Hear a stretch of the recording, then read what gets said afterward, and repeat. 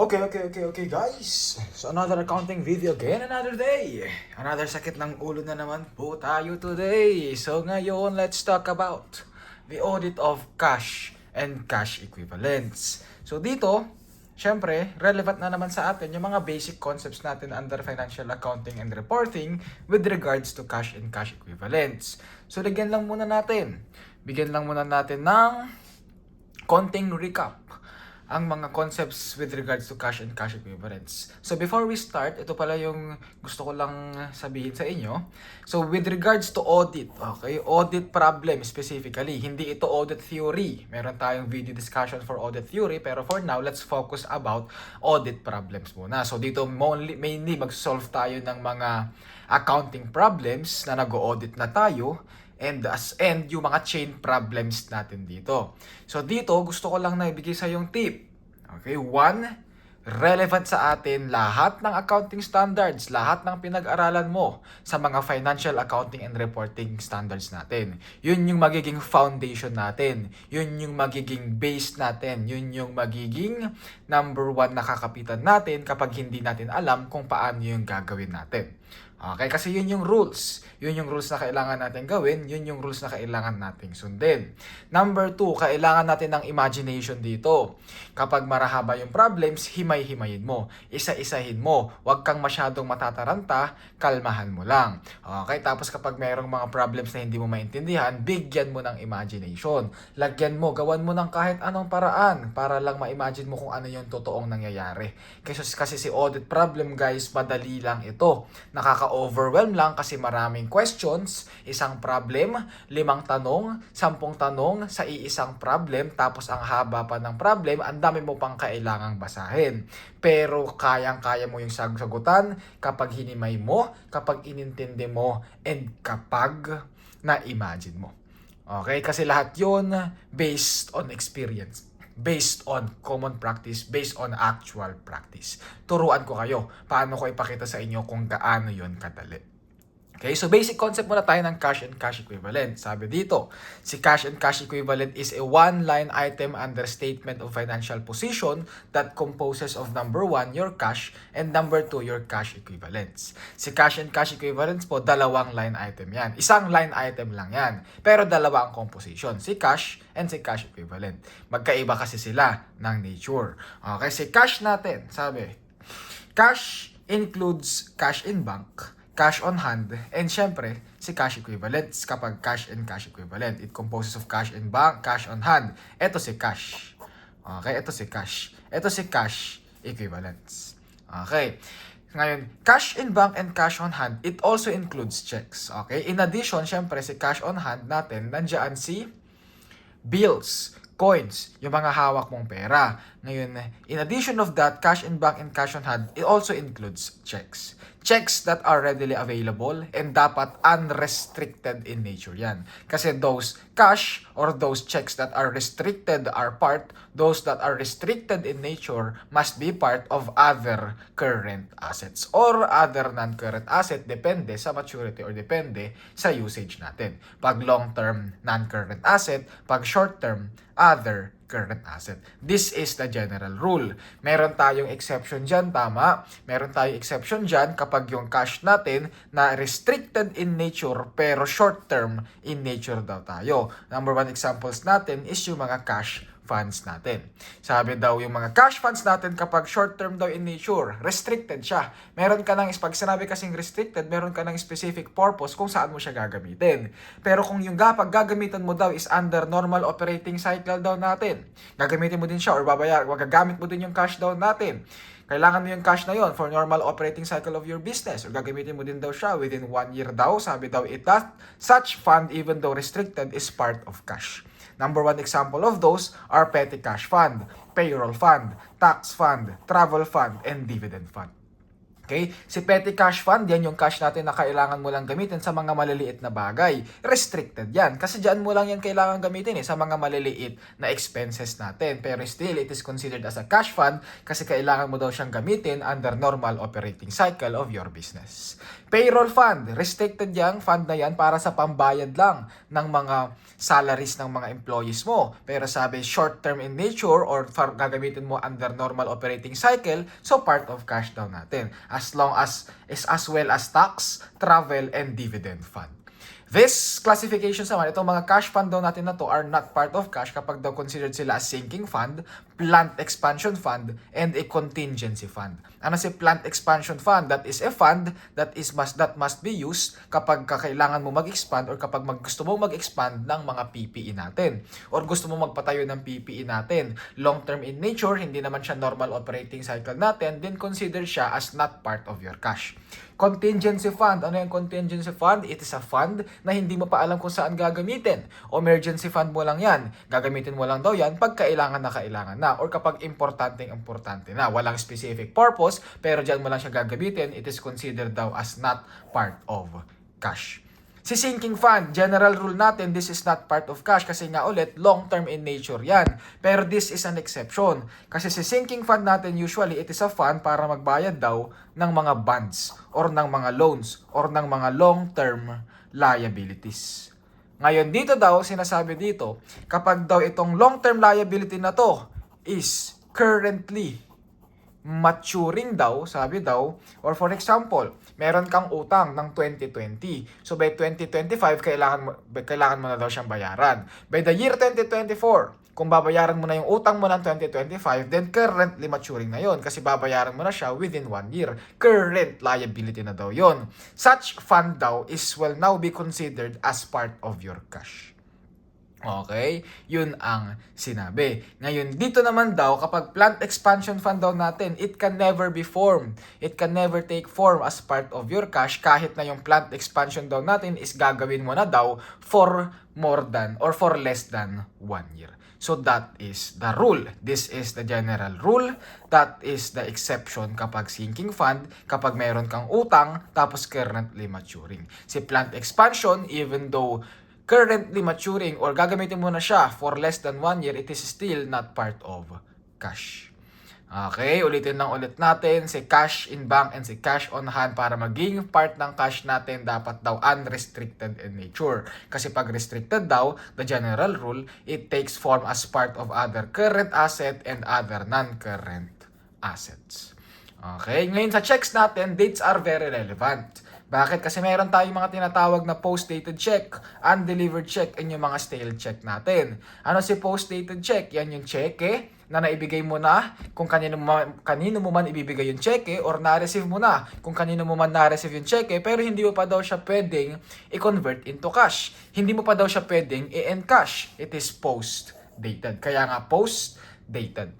Undelivered check, ano yan? Nagpirma ka na ng cheque pero hindi mo pa na-deliver doon sa pagbibigay mo ng cheque. Undelivered check daw yan. Stale check, yan yung cheque na naibigay mo na, hindi na post-dated, pwede mo nang i-encash pero nakalimutan mong i-encash. Kaya ang nangyari sa cheque, napanis daw sa atin.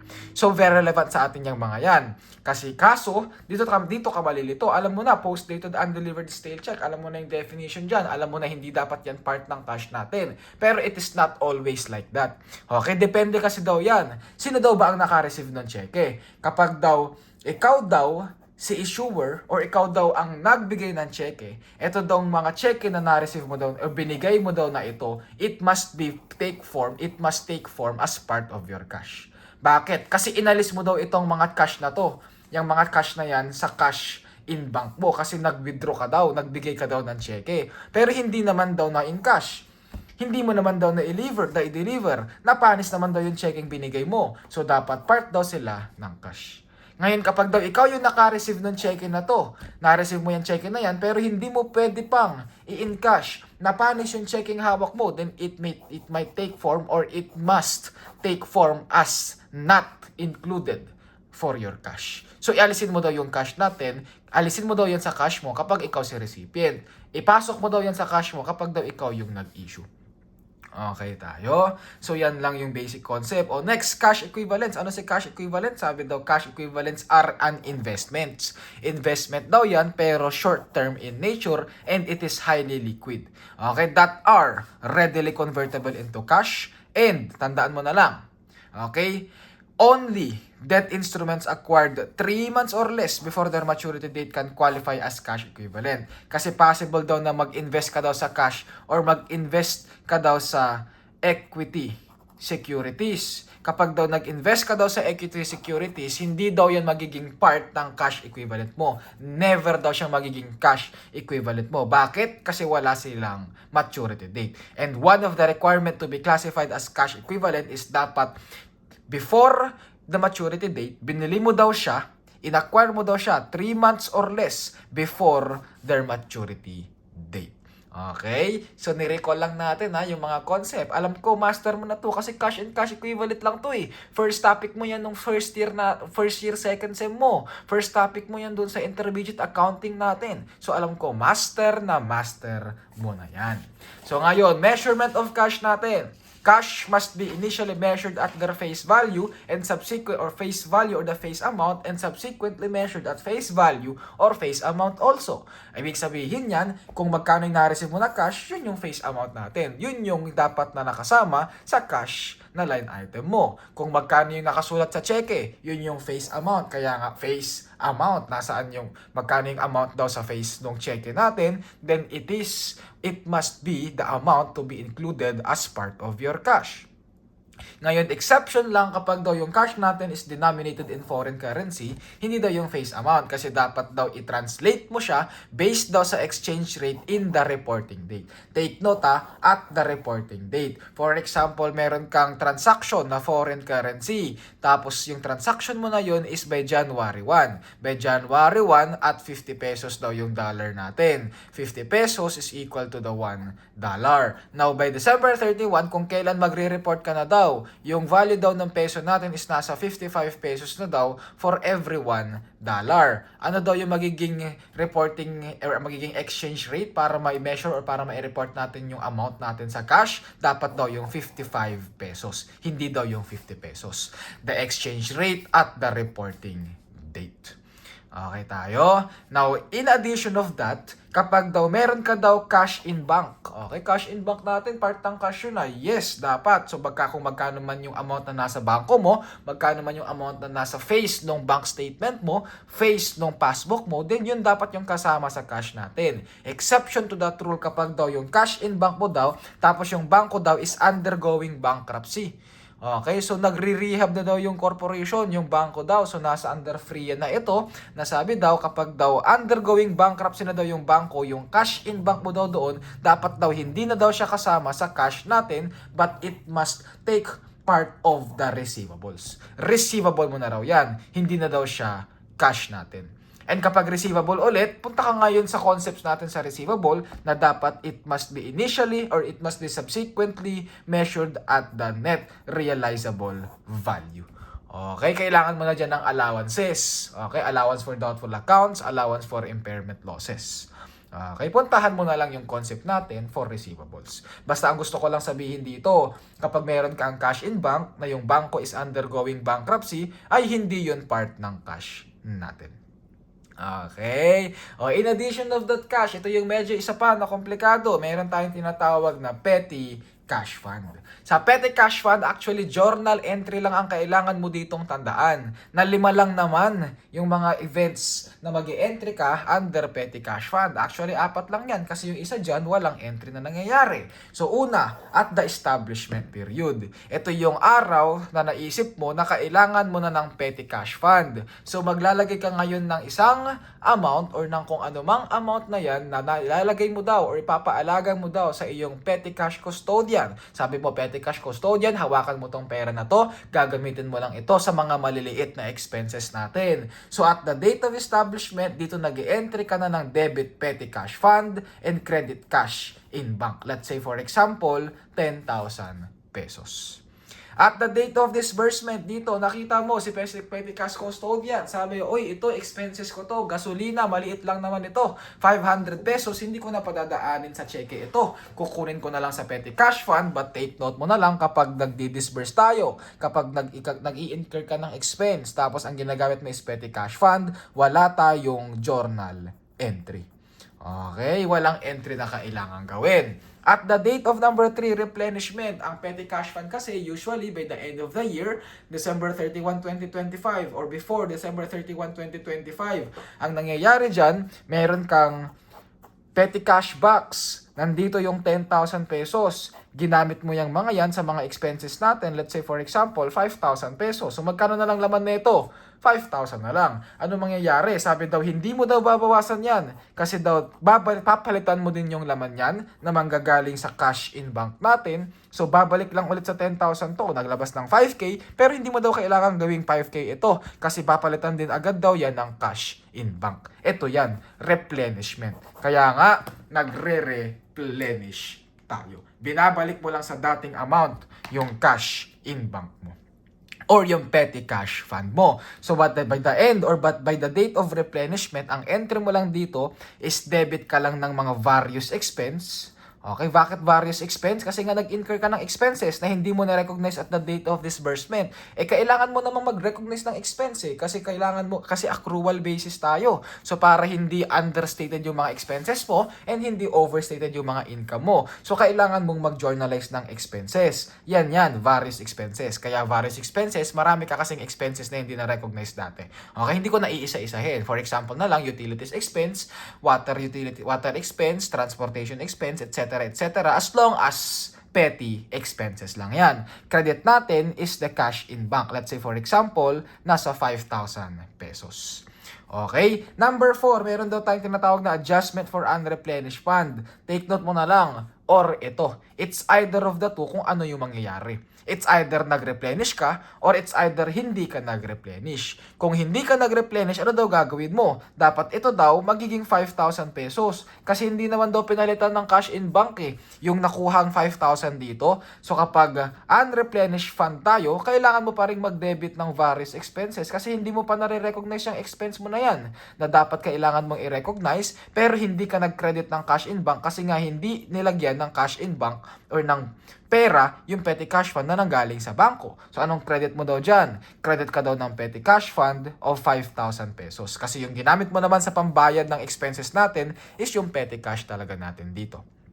Okay? Next, number 5, meron tayong tinatawag na subsequent changes. Sa subsequent changes, it's either nakita mo na, ay, kulang yung petty cash fund ko, napakadami kong maliliit na expenses, kailangan daw 20,000 daw yung petty cash fund na kailangan na in-establish ko before pa lang, dati pa lang. So, nag-establish na ako ng 10,000 dati. Anong gagawin ko? Tataasan ko lang. Magde-debit lang ako ng petty cash fund, credit ako ng cash in bank para lang mag-increase yung cash in bank or yung petty cash fund ko ng 10,000 pesos. As of that date, 20,000 na yung petty cash fund ko.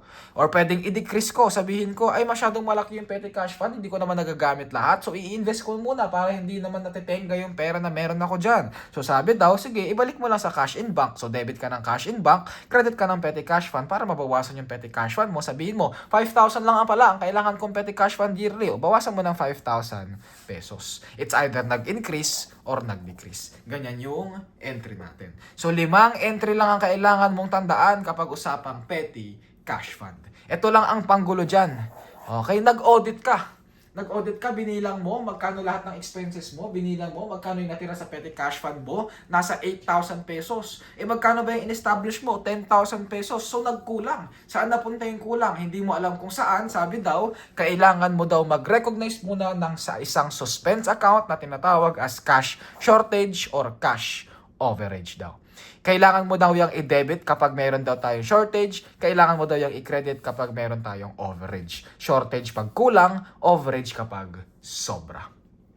Okay tayo dyan. Okay. So, anong entry mo dyan? For example, kapag shortage tayo, o debit ka na lang muna. Debit ka ng shortage or cash shortage.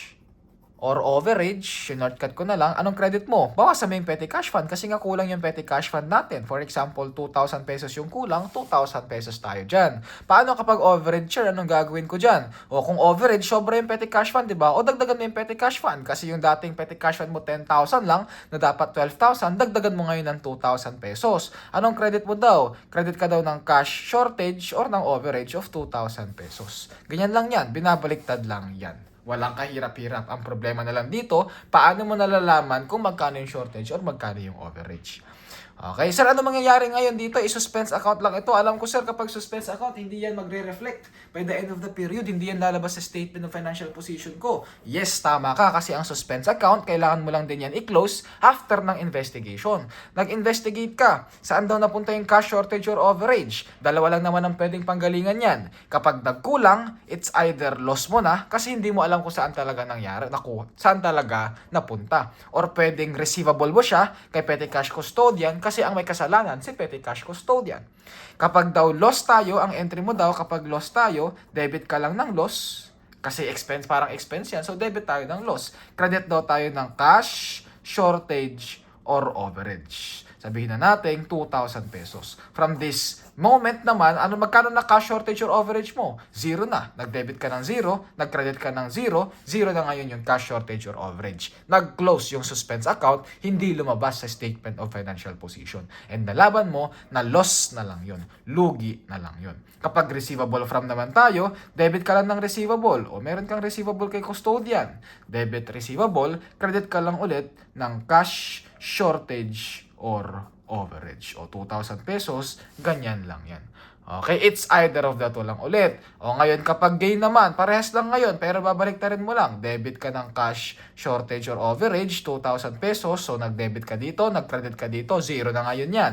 Anong credit mo? It's either gain or it's either payable. Sir, bakit gain? Gain daw yan kapag hindi mo alam kung kanino nanggaling. O, income na natin yan. Payable kapag daw ang nangyari, nakapaglagay daw ng pera si petty cash custodian na nakalimutan niya na nandoon na yun, tapos nalaman niya na ay sa akin pala yan. O yun, meron ka ngayon kailangang bayaran kay custodian. Payable mo yan kay cash custodian. Okay, so that is for the petty cash fund. Hindi yan yung pinakakomplikado sa cash. Alam natin hindi yan yung pinakakomplikado sa cash kasi meron pa tayong tinatawag na bank reconciliation. Sa bank reconciliation, hindi natin kailangan isa-isahin kung ano yung mga items na kailangan na nandyan or yung mga transactions na nandyan. Mas maganda dyan, nagpa-practice ka na lang. So, practicein mo na lang para malaman mo ano yung mga kasama sa credit memo, debit memo, deposit in transit or outstanding checks. Ang tatandaan mo na lang kapag bank reconciliation sa audit. Okay, sa audit. Ang magpre-prepare ng bank reconciliation. Who prepares? Okay, sinong gagawa ng bank reconciliation natin? Always si client. Okay, hindi po si auditor ang gagawa ng bank reconciliation. Si kliyente dapat ang gagawa ng bank reconciliation. Gumagawa lang ng sariling bank reconciliation si auditor, si external auditor, just to recheck, just to recompute. It is just for a purposes of re-performance. Pero hindi yan yung kailangan mong ibigay kay kliyente. Hindi yan yung ipepresent ni kliyente or na manager sa kanyang senior manager. Kasi ang gagawa ulit ng bank reconciliation is dapat si kliyente. Okay? I-check lang dapat ni auditor yung bank reconciliation na ginawa ni client. Okay? So ngayon sa bank reconciliation dito, ang purpose lang ulit or anong ginagawa natin sa bank reconciliation, pwede natin siyang gawin sa isang malaking T account na lang na kino-compare mo lang magkano yung book balance natin and yung bank balance natin. Meron kang beginning unadjusted balance for books and for banks. Ito yung nasa libro, ito yung nasa bank statement. Yan yung nasa bank statement. So ngayon dito sa books and sa bank natin, wala kang pakialam sa mga bank reconciling items. Meron tayong tinatawag na book reconciling items and bank reconciling items. Yes, kailangan mo sila para lang mahanap natin yung adjusted balances. Pero sa libro natin, yung i-entryhan mo lang po is lahat ng book reconciling items. Yung mga bank reconciling items, ignore mo yan kasi ang dapat na mag-entry niyan si banko sa sarili niyang libro. Dito ka lang muna magfo-focus. Ito yung kailangan mong i-adjust sa libro. Yan yung kailangan mong i-journalize. Okay? Ano yung credit memo? Dito sa credit memo, ano ibig sabihin yan? Merong nag-increase sa bank statement mo na hindi mo alam kung saan nanggaling or hindi ka aware na merong increase. Sabi daw, it is considered as a credit memo kaya nag-a-add tayo ng sa beginning unadjusted balance natin. Tapos merong debit memo. Let's say for example, nag-auto-debit or nag-auto-deduct sa statement natin or sa bank statement mo na hindi ka aware, nakalimutan mo. O sabi daw, deduction daw yan. Kailangan mo yung i-adjust sa books natin, book reconciling items yan. And for example, meron kang mga errors. Meron kang mga errors na nakita na ang may kasalanan si Silverbro, then it is considered as a book errors and a book reconciling items. Meron tayong tinatawag na bank reconciling items. Meron tayong deposits in transit. Ano deposit in transit? Yan yung mga dineposit ni Libro na hindi pa nagre-reflect kay bangko kasi daw umabot sa cut-off period nila. Kaya may sabi dyan, deposit na under transit pa lang. Deposit na parating pa lang. Tapos meron tayong outstanding checks. Ano si outstanding checks? Yan yung check-in na winidraw ni book or yung check-in na inisyo ni book or ni entity pero hindi pa daw na ibabawas ni bangko. Or nabawas na pero hindi pa nagre-reflect sa bank statement ng bangko. Okay, tapos meron tayong bank errors. Yan yung mga errors na na-commit ni bangko. Ulitin ko, wala tayong pakialam sa mga to. Yes, may pakialam tayo dito sa pag-compute ng bank recon para lang mag-adjust yung balances natin dito kasi dapat tie up yan. Pero dito, for purposes of recognizing journal entries, hindi mo kailangang pansinin yan kasi i-ignore mo lang yan kasi hindi mo naman yan i-journalize sa libro mo. Okay tayo. Ulitin ko lang ulit. One last time. Sino daw ang gagawa dapat ng bank reconciliation? Dapat daw yung kliyente. Hindi daw dapat si external auditor. Okay.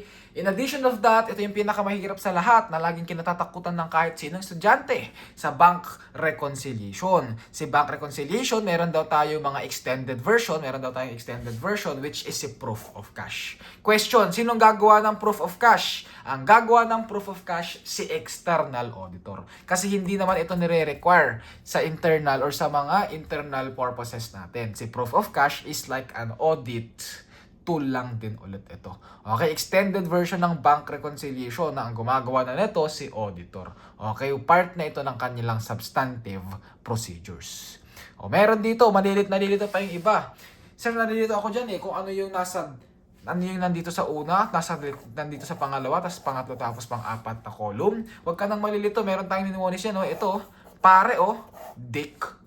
Okay, pare, DIC. Pa stands for past month. Re for receipts during the month. D for the disbursement during the month. And C for the current month.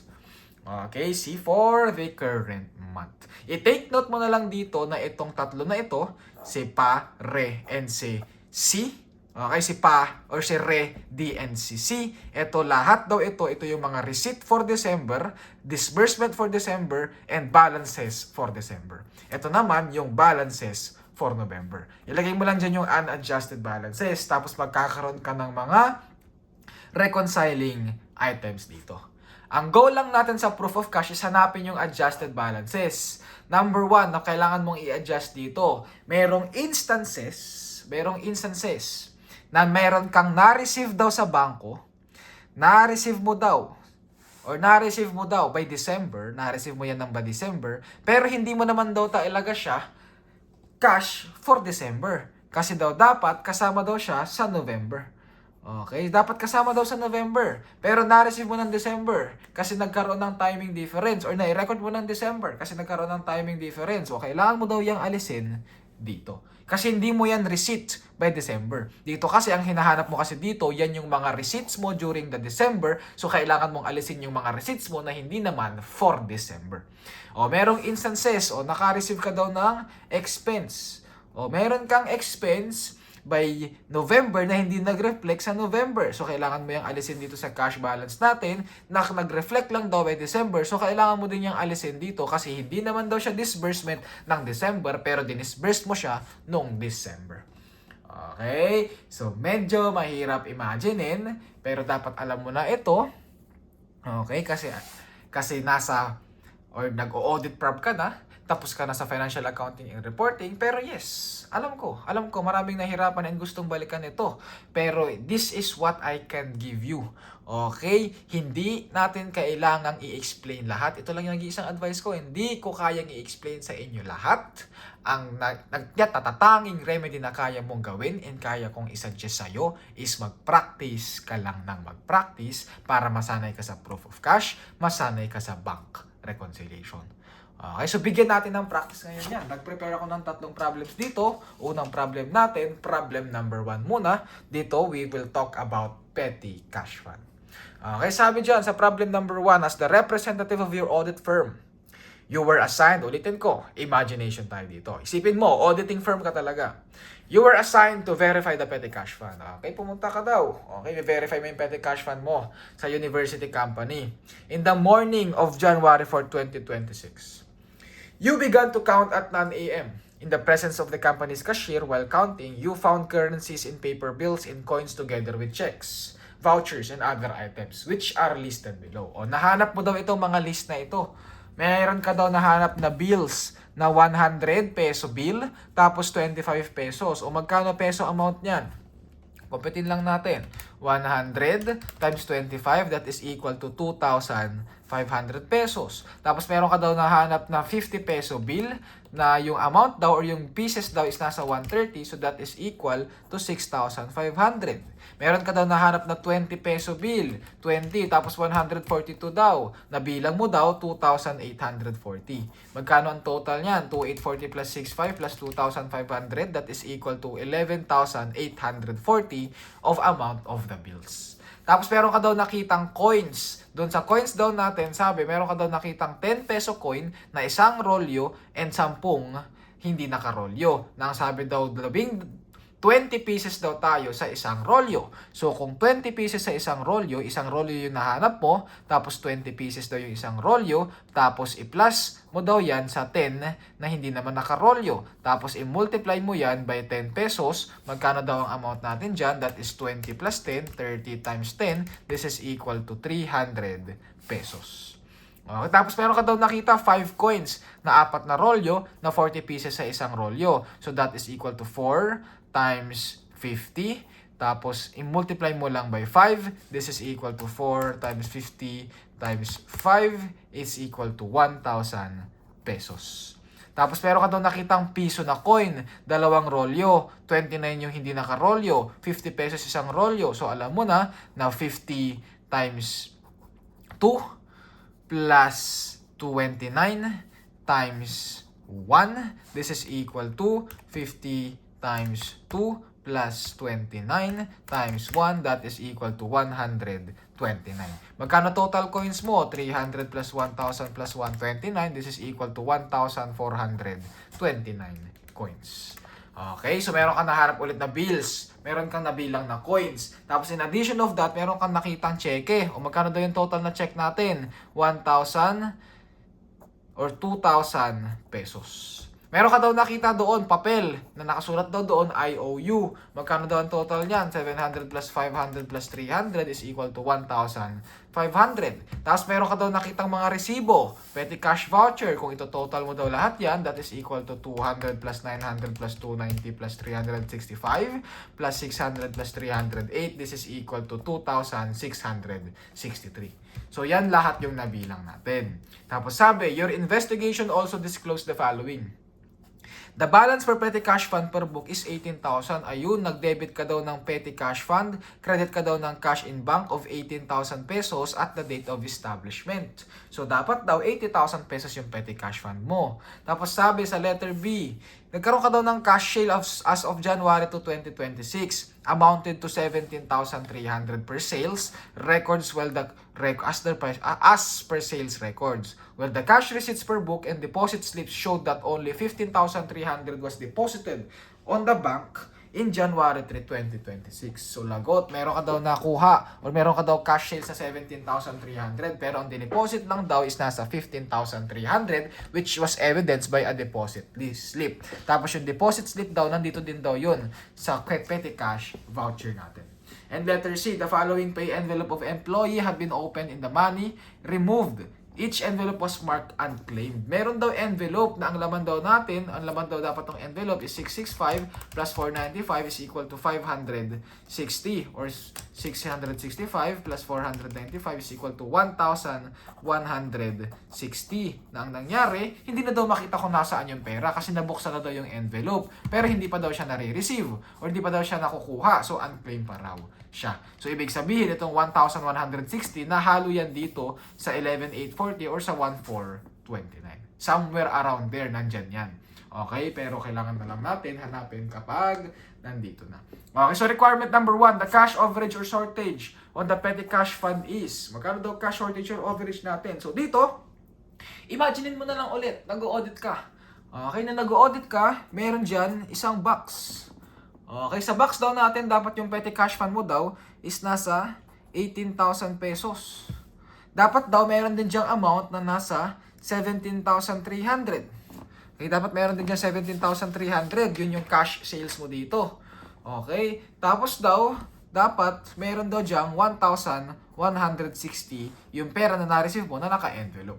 Hanapin mo ngayon, saan daw napunta? O magkano ba dapat yung cash na nandyan?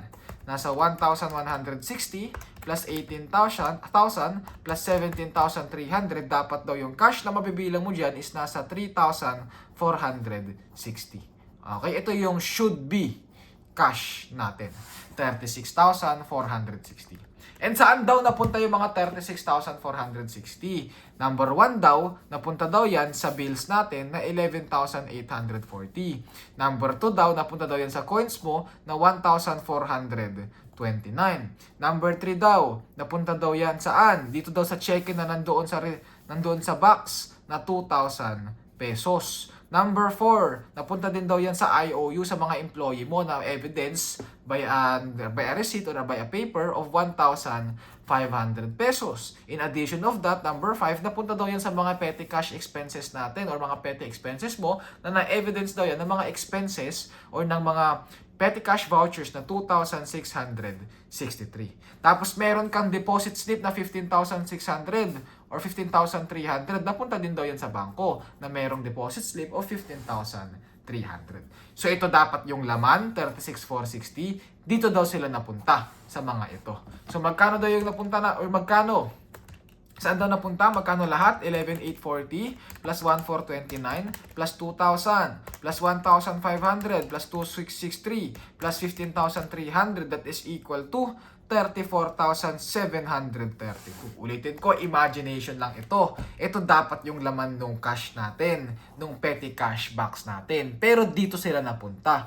Yung dapat laman 36,460, yung napuntahan 34,732, meron tayo ngayon tinatawag na kulang ngayon.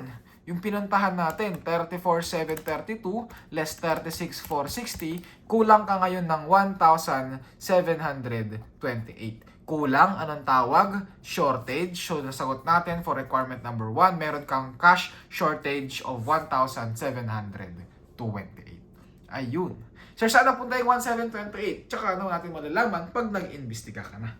Okay, since wala namang sinabing investigation dyan, hayaan muna natin siya. Requirement number 2, what is the adjusted petty cash fund balance on December 31, 2026? O, gawin mo lang ng T-account yan. Meron kang petty cash fund. Magkano ba in-establish mo sa petty cash fund? 18,000 pesos. Saan napunta yung mga petty cash funds natin? Sa petty cash voucher, 2,663. O, tapos meron kang IOU na 1,500. Tapos nalugi ka ng 2,000 ng 1,728. So, magkano yan? Nasa 18,000 less 2,663 less 1,500 less 1,728, that is equal to 12,109. Ito yung adjusted petty cash fund natin. So, yung sagot natin for number 2 must be letter B. Pwede mo din yung gamitin or pwede mo din yung isolve using this. Magkano ba yung bills? Magkano ba yung mga nabilang mo? Bills and coins. Magkano natirang cash na atin? Nasa 18,840 or 11,840 plus 1,429, that is equal to 11,840 plus 1,429, that is equal to 13,269. Tapos meron kang mga envelopes. Okay, meron kang envelope na 1160 na nahalo dito sa dalawa na to. Na hindi naman talaga yung part ng petty cash fund mo pero nahalo dito kasi nawawala sa envelope. So alisin natin yan. 1,160, 11,160. So that is equal to 13,269 less 1,160. That is equal to 12,109. Parehas lang yan dito. So number 2 must be always or must be letter B na tayo dyan. So that is for the problem number 1. Ulitin ko, in-apply mo lang yung basic concepts natin. Yan, no? Entry mo lang sa establishment. Tapos nakita mo lang yung rules natin doon sa petty cash natin na dapat gagamitin mo lang yan sa mga petty cash vouchers. Tapos yung mga ibang nangyari dyan, in-imagine mo lang. Dito, gamit ito. Diba? Nag-imagine ka lang. Okay, so ganito kaganda si accounting. Accounting is an art. Next, problem number 2. Okay, sa problem number 2, dito naman, we will apply here the bank reconciliations. Okay, bank recon tayo ngayon dito. Sige, gawa tayo ng bank recon dito. Meron tayong book and meron tayong bank. Okay, pagkasyahin natin. So sabi, in connection with your audit of Mr. ROG Incorporated for the year ended December 31, 2025, you gathered the following information. So, i-analyze natin isa-isa. Himay-himayin natin. The company's trial balance as of December 31, 2025 includes the following accounts. Meron kang cash in bank BPI. Part ba ng cash natin? Yes, cash in bank yan. Cash in bank BDO, restricted account for plant expansion expended to be disbursed in 2026. Hindi yan part ng cash natin. Petty cash fund, part ng cash mo yan. Time deposit, placed December 20, 2025 and due March 2025. Bilangin mo, ilang days yan. Time deposit is an investment. Ilang days yan, ilang years yan. Nasa 3 months. So part yan ng cash equivalent mo. Money market placement, placed December 28, 2025 and due on April 28, 2026. More than 3 months yan. Sobra yan. Hindi yan part ng cash and cash equivalents mo. Okay, o letter B, sabi, the company maintains its current account with BPI. Yung BPI daw natin dito. The bank statement on December 31, 2025 showed a balance of 638,340. Balance ng ano daw yan? Bank statement. So yan yung balance sa libro. 638,340. So ibig sabihin, yan yung unadjusted mo dito na 638,340. Yan yung unadjusted bank balance. Okay, tapos sinabi, the BPI revealed the following. Number 1, a check for 22,500 received from a customer whose account is current had been deposited and then returned by the bank on December 28, 2025. No entry was made for the return of this check. The customer replaced the check on January 15, 2026. So ano nangyari? Non-sufficient fund. Ang nangyari daw, nag-deposit ka daw sa bangko ng 22,500 na cheque na nanggaling kay customer.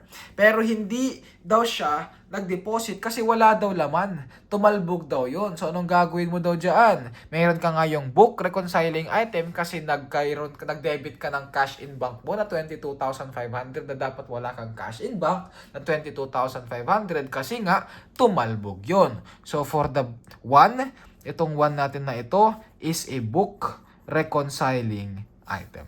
So, i-reflect mo yan dito. Number 1, meron kang non-sufficient fund of 22,500 which is a deduction for your unadjusted BPI balance. Okay? Number 2, a check for 5,720 was cleared by the bank as 7,520. The bank made the correction on January 2, 2026. Sino may error? Si bank. So this is considered as a bank error. Okay, bank error yan. O, ilagay mo dito, bank error natin for number 2. So meron ka daw dyang 5,720 and 7,520. So that is equal to 5,720 less 7,520. Isipin mo na lang ulit, meron kang difference na 1,800. So ano magiging adjustment mo dyan? Addition or deduction? Sabi dito, a check for 5,720. Ito daw ang tama. Ito daw yung dinisburse. Pero yung naibawas daw sa'yo, 7,520. O kailangan mo ngayong mag-add ng 1,800. O, tama. O, number 3, imagination lang to.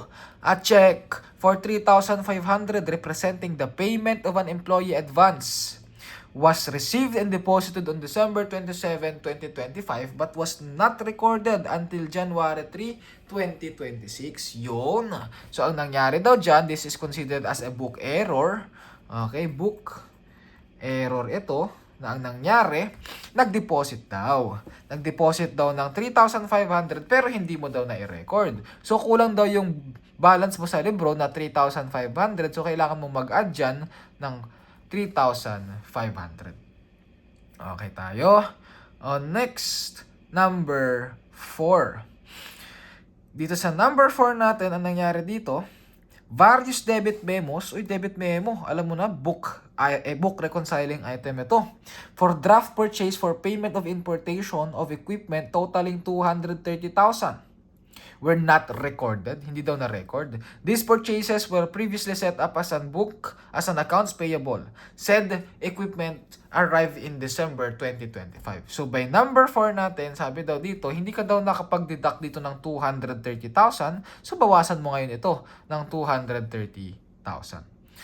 Next, sa 4. Next, 5. Interest earned on the bank balance for the fourth quarter of 2025 amounting to 1,950 was not recorded. Anong tawag dito?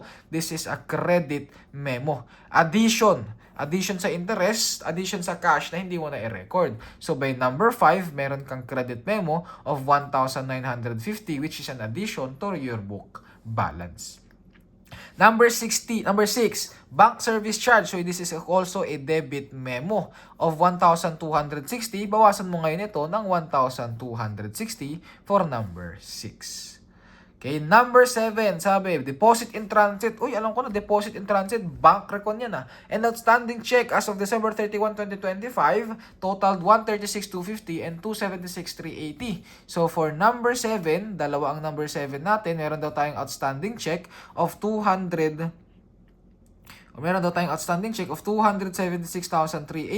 So bawasan mo ngayon ito. And meron ka daw 136,250 na deposit in transit, dagdagan mo ngayon yan. Okay, next, number 8, sabi, post-dated checks totaling 67,300 were included in the deposit in transit. Post-dated cheque na hindi ko pa kayang i-withdraw kasama sa deposit in transit, dapat alisin ko yun 67,300, alisin ko ngayon yun dito. 67,300. Tapos sabi pa dyan, this represents collection of current accounts receivable from customers. The checks were actually deposited on January 5, 2026. Okay, so post-dated check. Ibig sabihin daw, kung post-dated check, na-receive mo na yung cheque. So, nung na-receive mo yung cheque, nag-add ka na ng 67,300 dito na anong gagawin mo dapat? Dapat hindi yan kasama sa 67,300 natin. Book error yan or unadjusted yan sa books natin. So, this is transaction or this is adjustment. Let number 8. Okay. Question. Letter C. Various expense from the company's petty cash fund dated December 2025 totaled 16,250. Expenses yan. While those dated January 2026 amount to 5,900. Ignore natin to kasi December 31 lang muna tayo dito. Another disbursement from the fund dated December 2025 was a cash advance to an employee amounting to 3,500. Kasama yan, disbursement yan. A replenishment of the petty cash fund was made on January 8. So, ibig sabihin, by December 31, unreplenished tayo. Pag unreplenished tayo, kailangan mong bawasan yung petty cash fund natin. Magkano ba petty cash fund mo? 30,000. So kung gagawa ka ng T-account dito, petty cash fund mo is 30,000, bawasan mo yan ng 16,250. Bawasan mo yan ng 3,500. So yung petty cash fund mo na dapat is 30,000 less 16,250 less 3,500. This is equal to 10,250. So, sagutan natin yung mga requirements. Requirement number 1, what is the adjusted cash in bank? BPI balance on December 31, 2025. Hanapin mo yung adjusted dyan. Unadjusted mo is 638,340 plus 1,800 less 276,380 plus 136,250 less 67,300. This is equal to 432,710. Yan yung adjusted natin. Question number 2. The amount of journal, so number 1, this is equal to, or this is the answer here is letter B, 432,710. Number 2, the compound journal entry to adjust the cash in bank BPI balance at year end should include a debit to.